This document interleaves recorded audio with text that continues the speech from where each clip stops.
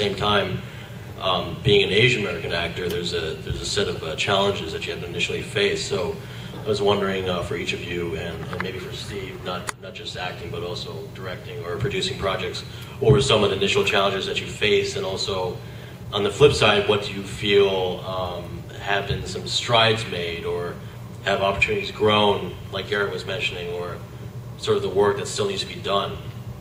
Yeah, you know, just documenting Asian American entertainment media for the last like 5 years, it's been amazing to see like people blazing the trails, and you know, it's so much better than it was now than it was back when Garrett was like really hustling. And you know, this is the guy I actually like grew up watching.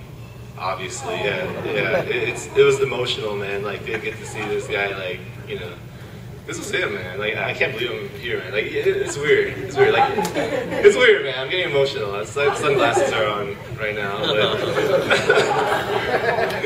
but but seriously, like, you know, these guys who we've looked up to, it's just been like, they give you something to shoot for, you know, that's like what you want to go for, you know, it's like if you're an actor and like you see these guys on TV, like, you know, George Takei, and now like Garrett's doing, I was a Trekkie, you know, like my roommates got me into Trek, you know, and, you know, we had really nothing to do, you know, get high, watch Voyager. I mean, I'm a Deep Space Nine guy, and then I got into Voyager, you know, and then I went back, I watched more Next Generation, and I'm like, oh shoot, where have I been, you know, this shit's awesome. And yeah, you know, like, it's been great. And I got to know Peter's career a little bit more when I watched one of my friend Tanch's his new segment for Mortal Kombat Legacy. He's Sector, and he's so badass, man. Like, you know, so I'm getting to know his work a little more, and I reached out to him like a while back. You know, just like I wanted to get to know a little bit more of his work, and it's just amazing to see what these guys can do. And you know, the challenges are different nowadays than they were before. And you know, I can attribute a lot of it to just the open collaboration and the community, the open-ended community that's willing to help each other out, you know, when times are tough. There's actually groups out there that, you know, really help Asian American actors, and you know, we have a great network of people that just are so open to helping each other out. It's unbelievable. Like back in the day, I don't know many, like East West Players have been around for a while, you know. There's groups out there that vie for more Asian American coverage, like, you know, what is it? Mana, yeah. And, you know, like, Media Action Network for Asian Americans, is that right? Yeah, and the thing with that is, what I've learned is humanity does not really respond well to when people preach to you, right? Like, you could say all you want, like we're not getting enough coverage, and all that stuff, but you know, I've never seen anybody really respond well to that. And I think nowadays people are just really creative with their approach, and you know, people on YouTube are just producing amazing content these days, from, you know, Freddie Wong, Wong Fu, you know, even like a lot of these other guys like Niga Higa, like these guys are from Hawaii. Like, you know, if guys like us, like from Riverside or Montreal, can make it. You're from Riverside? Yeah. Dude. Oh, I was born in Riverside. You were born in Riverside, see? Like, Riverside, see? So, yeah, man. That's where it's at. That's where it's at, yeah. You know, so, you know, these guys like us can make it in areas that are, like, not very media central. Like, it speaks a lot. It speaks volumes to what we can do. You know, like, it's just really being proactive and wanting to do something so much, and taking the steps to really go after what it is that you want to go after, because no one's going to help you out initially, but you know, you're going to find out later that a lot of people have been through the same, you know, path, and they've been trying to, like, really get to know, like, you know, how it is like, and a lot of newcomers are coming in, and, you know, they look up to these veterans and they want to know more, and now people are a little bit more open to giving advice and helping out, and that's how I got most of my gigs. It was really just like, you know, the collaboration and the willingness to let someone in that was willing to learn and be a student and absorb as much as you can just in the scene, because it's going to take you very far, and you can use these skills to really, like, push out to people who love doing what you do, are passionate about the same things that you guys are, you know, and you know, it could be anything in any career. It doesn't even have to be about acting or anything in entertainment. So, you know, the challenges for me were just finding these people and really getting to know them, and it's been amazing. It's been an amazing journey, and You know, I got a guy to my left right here who's just been like, you know, killing it. And this guy right here, man, he's so up and coming. He's gonna do so much more in his career. Like, it's amazing. Like, you know, sky's the limit. So, yeah, man. And with directing, it's just, you know, you just gotta take that risk, man. You just gotta take that risk. And, you know, you're gonna have ideas, and you're gonna have people that will want to help you out. And, you know, Timothy is actually, you know, one of the guys who reached out to us to help us with our film. You know, and he did it out of, you know, the generosity, kindness of his own heart and his passion for film and history and stuff. Like, guys like this, you know, these are guys that, you know, you definitely kind of want to have in your circle and just kind of, you know, have just to associate with and just kind of banter with, collaborate. And, you know, I don't think it's as hard as it is back then. It was really just the effort. And, you know, I can't speak any more acting because I've been out of the game for like 10 years or whatever. It's been tough. Yeah, right lines. I think it's a lot about effort. You know, initially, there's a lot of people that doing really well. People like Justin Lin, or even who's that guy that James Wan. So these guys are like names in Hollywood now. But you know, when they first made a splash, it was because they put the effort in. Justin Lin did so much legwork, and he did that Better Luck Tomorrow. Yeah. And now he's, you know, he pretty much rules that Fast and Furious franchise. He's gone to bed with some Chinese production company, so there's a lot more coming down the pike with him. James Wan, okay, he had an idea. He wrote it down with his buddy, did the Saw. Look at that one, Saw 22 or something. Yeah. So it seems like, you know, things are being thrown at them, and you know, they're kings of Hollywood. But at one point, they were in the gutters, you know, and putting this stuff together, and you know, look, it's come to fruition this way. I mean, it's just huge. I mean, they have lots of clout in Hollywood, these two guys, and they were just, you know, young Asian punks, you know, 10 years ago. Look where they are now. You know, everybody knows their name. You can reference their name, and, you know, people are listening in Hollywood. And these guys were nothing. You know, they're the student films almost. Yeah. They're huge. You can call it luck. You can call it just sheer opportunities that they were just willing to grab. It was amazing. Like, yeah, and I was fortunate to be a part of that network at one point. Just kind of learn from the master. I call him the master. I call him just like I call all these guys like that. I call Garrett the master. You know, like he's been there. You know, he's done all that stuff before. Like, it's preceded what we've done. You know, and you know, it's just kind of like, well, you know, if he can do it, man. And well, Steven actually would have probably a better story because, you know, he's from Michigan. You know, there's like nothing out in Michigan, like no media, no nothing out in Michigan. Came up pretty fast. And yeah, you know, like 6 months. Yeah, 6 months. Like, yeah, he booked The Walking Dead. Like where'd this guy come from, man? Like, he was on shit like Big Bang Theory, like doing like 1 minute role, right? And then like that's the thing. Like, and then next thing, like, you just it leads to something else. You know. And now it's so big. I think most of you guys were here to hear him talk, but you know, you got us, and we're happy. We're happy that you're here. You got some fans, man. You got some fans. Thanks for bringing them in.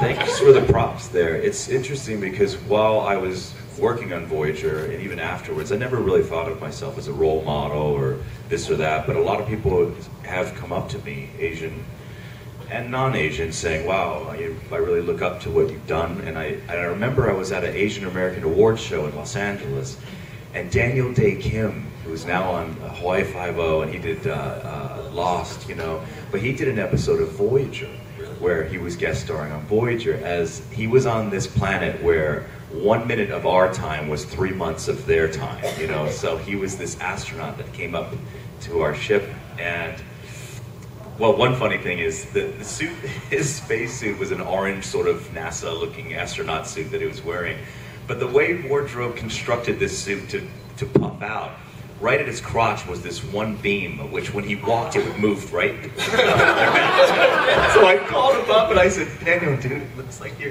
you're excited, you know? He's like, what? He was so shocked. But at the award show, I said, congratulations. At this time, Hawaii Five-0 hadn't come out. It was just Lost that he had done. And I said to him, I said, congratulations on finally, you know, getting Lost. It couldn't have happened to a nicer guy. And he goes, well, I got to thank you, man. You're the groundbreaker. And I just sat there kind of perplexed that he even said that. It shocked me. I'm like, I guess I am. You know, and I remember on Voyager, when I got there, they said, are there any concerns that you have? I said, well, number one, I said, I don't want to be stereotypical. I don't want that character to be stereotypical. I don't want Ensign Kim to go to the mess hall, up to the replicator, and order a bowl of chow mein. You know what I'm saying? I don't want to, I don't want him to have anything that is, I want him to be Starfleet first, right? Number one, he's a Starfleet officer. And then second is his background is Asian American. So they were very cognizant of that throughout the run of the series. There was an episode where I went down to some planet where I didn't have to have Starfleet uniform on, and they were going to dress me in these civilian clothes, and they kind of recycle stuff. So the top was a top that Picard had wore in some episode, and they said, we want to show you this because it kind of wrapped over like an Asian type of garment, and they said, does this bother you? I go, no, it's okay. So they actually had that in their mind to bring that up, and I really appreciated that they remembered me and remembered what I had asked them to keep an eye out for. I was also going to talk about how a perfect example of somebody who's really just not cared about what anyone thinks is the director Ang Lee. I mean, if you look at his work, my goodness, he's courted by every major studio. Every major A-list actor would love to work with him of all the things that he's done, and he's just kept on keeping on, right, the whole time. He didn't really care what, and people notice. So if you're talented and you trust in yourself and believe in yourself, it will rise up to the top. At the panel with Avery Brooks, anybody go to the Deep Space Nine panel at all from here? No? A couple? Okay. The Deep Space Nine panel that I was moderating the other day was with Avery Brooks, Sirach Lofton, and Terry Farrell. And I remember one young African-American fan walked up to the question microphone, and he started telling Avery, he said, I just wanted to say that as a child in the neighborhood that I was growing up in, there was no hope. There was no hope. I didn't expect anything, that I could be anything in my life. But Deep Space Nine came on, and I watched you as the captain, an African-American captain, and that gave him hope, that he thought, okay, there is a possibility for me. And while he was talking, his voice started to crack, and he almost started crying in the middle of what he was saying to Avery Brooks, thanking Avery Brooks. And I remember just looking at him right there. I'm getting choked up now because I started just bawling. Tears are just streaming down my face, moderating this panel, watching this kid say this to Avery, and I just realized how important it was, for Avery to be on television, in a position of power and a position of command like that, and how important that there's probably some Asian kids wandering around, for the same things to tell me that this kid told Avery.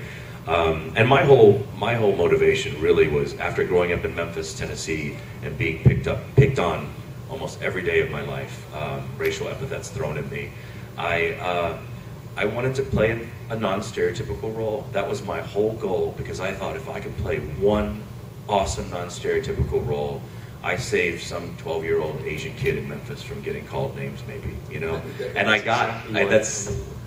happened. I got a non-stereotypical role. Yeah, I mean that raises a question, I guess. Maybe what you're talking about in terms of you have a role that's Asian American, and also at the same time, those trying to balance these Hollywood studio interests. And I was wondering, Peter's role on Falling Skies, Die, is many consider him to be sort of another type of groundbreaking role where it's he's sort of a badass character, and same thing with Glenn on The Walking Dead. And what I'm interested in, and maybe Garrett can speak to this too, but maybe when you were playing that role, were you sort of consciously trying to play like an Asian American character, or were you trying to play the character, but at the same time, how were you trying to balance sort of the Hollywood interest that they were sort of expecting from you, but make it a compelling character at the same time? I didn't think anything about Hollywood whatsoever. I was just thinking about the character, and Asianness never really came into it. I thought they hired me for me. I know exactly what who I am, so I figured that's what they wanted, and I just went with it that way. I mean, I did get. I mentioned this yesterday that they said that my character was very much like James Coburn in The Magnificent Seven, so I watched that a bunch of times. But certainly I didn't think about, any levels of Asianness in the character. I just went off and did my thing, but I also was quite aware that, he's uber ultra alpha male. So I figured that was going to speak for itself, but I also knew that, yeah, it's certainly groundbreaking. I feel that they could have done a lot more with the character. Unfortunately, they didn't, but 2 seasons of doing what I did was, hopefully it will contribute to, the cause, and my upbringing, my reasons for doing this are very similar to Garrett. I had nobody. I was living in Montreal. It was French. It was white. Like, the white people are minorities, so I was getting beaten down a lot, and I figured that, I was pretty successful in social life. I was dating girls, and I was playing football, I was doing all that, and I just thought there was nobody that, in film and TV, that reflected who I was. If anything, there was Short Round. I thought maybe, okay. And I auditioned for that in Toronto when I was like, Was it the scene where you were like, you call him Tata Joe's dog? Yeah. With Indian stuff, like, with 10 kids in a room. And there was an open casting call in the Toronto Star. And my uncle. How old were you then? When was that? 8. Oh my God. Wow. And 8-year-old Shinkoda. Yeah, and then I begged my parents. They took me in my little, wood-paneled Ford station wagon. We went to Toronto, and my brother, myself, my 2 cousins read for it. Needless to say, I didn't get it, but everything came full circle in the end because Falling Skies Spielberg show. But there was nobody else. I felt that he was like exactly what I was, as a kid. And if he grew up, then he'd be just the bigger version of the cool, tough kid that he was. There was nobody out there. Nobody. I just said, this is not reality. This is not me. I know who I am, and hopefully, if I could take what I am, who I am, to the big screen or to television, then hopefully it will inspire other kids. And I thought it might be a chain reaction, just like he thought. And that's why it was less of me trying to be cool up on the screen, way more of I got to inspire other kids to rise up too, because I can't do this alone. Let's build an army so we can sway people's opinions. And that's where my stuff stems from, for sure. A quick Short Round story. My 4th audition for Ensign Kim, I'm walking into the production office, and out walks Short Round. I'm like, hey! Short Round. He's grown up. It wasn't, Oh, he was up for it too? Yeah, he was up for Ensign Kim. Yeah, Short Round was there. He was Jonathan Key Kwan or something like that. Yeah, something. But that was. But I do want to say, when I watched Falling Skies for the first time, it was just. I was watching it with my friend, and every time Peter came on, I go, "There's Shinkoda." I go, "Shinkoda," like that every time he came on. And genetics already gave you the alpha male. With your jawline is superior, man. I mean, you get good jaw. It's just like he's just on the screen. He's like, "Look at that guy's jaw! Wow! You should do a shaving commercial or something." You have such a masculine jaw. I mean, it's just show your jaw and you can get whatever you need. That's it. You get good. I hadn't seen Garrett in a while. I've known him about 15, 16 years. But one night we went running around Hawaii at the Hawaiian Film Festival. And, that was the last time I saw you. No, it wasn't. Vegas was the last time. Oh, yeah. Yeah, he calls me up in Vegas, and he's like, "Oh, dude." I go, "How's it going at the tables?" He's like, "Oh, down 800. I said, "All right, I'll meet up with you." So I show up, and while I was on Voyager, while I was in my trailer, I actually practiced counting cards in my trailer. I practiced that, and I just studied blackjack. And I have a sixth sense when it, in that movie, The Sixth Sense. He goes, "I see dead people," and I say, "I see the cards." And so for me, I'm always pretty good at blackjack. So I go up to Shinkoda. I go, all right. So he's playing 2 hands, and he's losing. I go, "Drop down to 1 hand." He's like, "All right." He drops down to 1 hand. I said, "Sometimes when the cards are running bad, you have to change the number of hands that are on the table because you're trying to find the wormhole." Okay. If you hit the wormhole on an 8-deck blackjack shoe, you are gonna kick that casino's butt. Okay, so he drops down to 1 hand. He wins that, and I said, and then he puts out the same amount. I go, no, press that up now. So he presses it up, and then he wins that hand. And after the second hand, I said, "Press it up again." He goes, "Again?" I go, "Again, dude, do it." And he presses it up. He wins that hand. And then on the 4th hand, he puts another hand out back to the 2 hands again. So he switches, and I go, no. You found the wormhole, okay? You stay with the one hand. He went ahead and I think he won 10 or 11 hands in a row. And all the other guys that were sitting at the table going, could you coach me at blackjack too? Is it possible? He won back all the money he lost, plus then some. Do you remember that? Yeah, but then you walked away and then lost it all. This is a true story from last fall. Yeah. You should do a casino commercial. Yeah. I gotta stay away from those casinos. Yes. You lost your Falling Skies money, dude? Yeah. No, I'm just joking. Yeah, I think the hardest thing facing actors this day, and you, Peter, you'll agree with me, Hollywood's changed in that they're really, I'll tell you, there a lot of actors that you used to see only in feature films, they all went to television, okay? And then a lot of the actors, a lot of the reality programming, when I was on Voyager, the beginning of Voyager, there was 2 reality shows on air, on all of television. Can you guess which 2 they were? The Real World by MTV. What's the other one? No, there's one that's older than The Real World. Cops. Yes, Cops.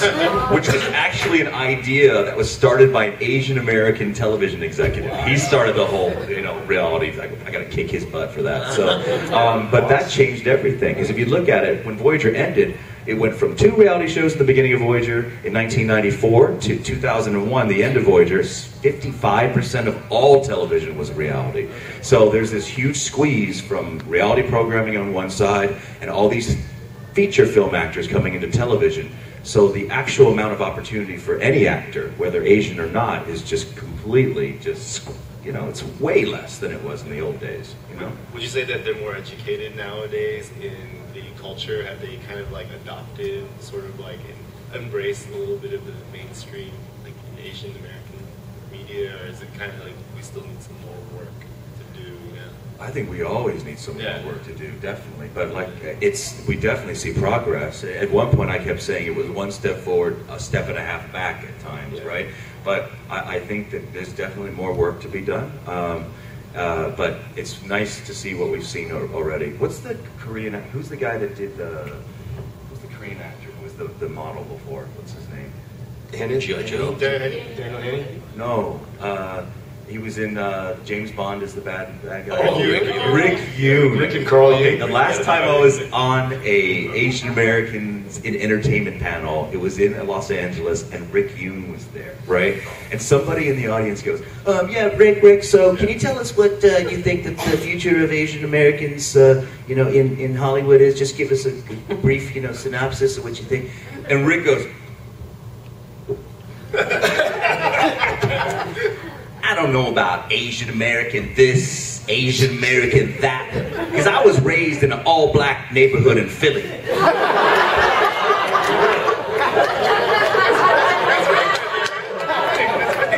And I thought, I was waiting for him to go, just kidding, right? But he didn't. And I'm sitting here going, why is this man even on this panel? He knows nothing Asian American. And I still thought he was joking. And then I started looking at some trade papers of different premieres. And there's Rick Yune with 3 African American friends, right? That's it. And I'm like, wow, he has no clue, Yeah. And that day, I always remember going, raised in an all-black neighborhood in Philly, like that. I go, okay, yeah. Or I should have did the George to get, oh my. That would have been that. Oh man, I would have died. While I have a chance, I remember you said that 1 step forward, whatever, 3 steps forward, 1 step back. Ken Jeong. Ken Jeong. Oh my gosh. Bless his heart for showing his pee-pee on screen twice. From The Hangover, that guy? Oh my goodness. Twice. It's probably prosthetic though. It's prosthetic. Oh yeah, and he's flicking that little nip. I don't know if it's showing you or it's like the top of a eraser or something. I don't know. It was horrible, man. I would have asked for prosthetics if I was him. You know what? Just build it up. I can't come out of the screen like that. That's a million steps backwards. Yeah. Come on, man. You know what he is? He is sort of the modern day Long Duck Dong in a way, if you think about that, right? It's sort of that really chopsocky kind of, let's do this, I'm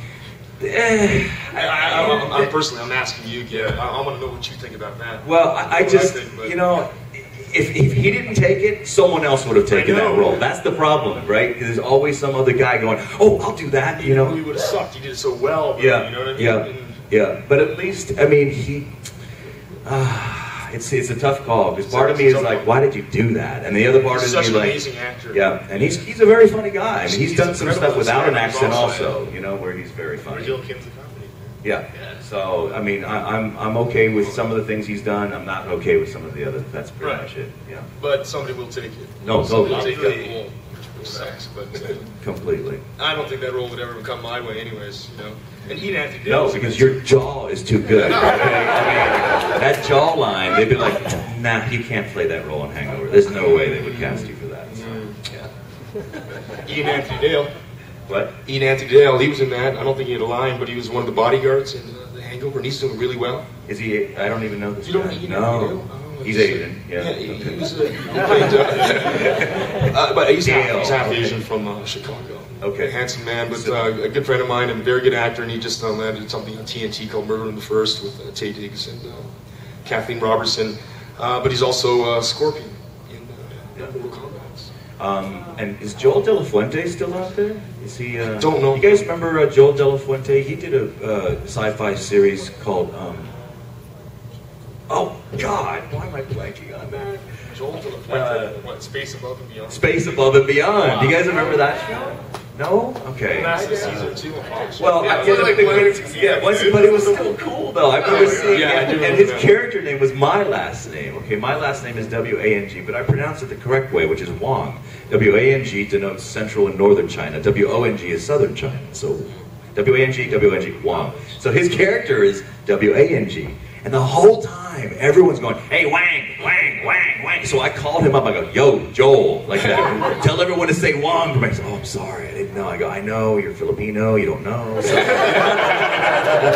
then on Grey's Anatomy, Sandra Oh plays Yang. And it's not Yang, it's always a soft A. You know what I'm saying? It's Yang. So even, it just kind of bums me out that they're not making a stand and saying, pronounce this the right way, you know? Yeah, you just brought up Sandra Oh again. I think she's just a genius, brilliant actress. And, Didn't she win the Canadian Academy Award? Something. She won a few deservedly. She's great, but I mean, if she looked like, you know, say Charlize Theron, she'd be working, you know, all the time. She is just an amazing and an underused actress. I love her to death. Very talented. And she's leading Grey's, right? Is she? Yeah. Well, speaking of medical shows, I think it's absolutely ridiculous there's no Asian male doctor on any damn show, okay? No, let's talk about it. Okay, if you talk about in the United States of America, medical schools, 50% at least of the enrollment is Asian. Okay, let's face that. And then for not one single show to have an Asian male doctor is ridiculous. And I watch and I see, you know, for instance, it pisses me off, like both McKee Pfeiffer and Omar Epps in their respective shows, nothing against them as people, but their casting, whenever their characters get pushed against the wall, they turn street, okay, immediately. They're like, Dr. Blah, blah, blah, and he goes, well, what you talk, what? I mean, like, they get like that, and I'm like, don't do that. I mean, that's not, the only believable, for me, Isaiah Washington was a very believable doctor, but he got fired for making a homophobic comment, right? So, but where's the Asian male doctor? And I remember Grey's Anatomy came on, I said, okay, there's McDreamy, there's McSteamy, and I was going to write a letter to Shonda Rhimes, the African-American showrunner, and say, now you need McSweet and Sour, like that. And I can come in.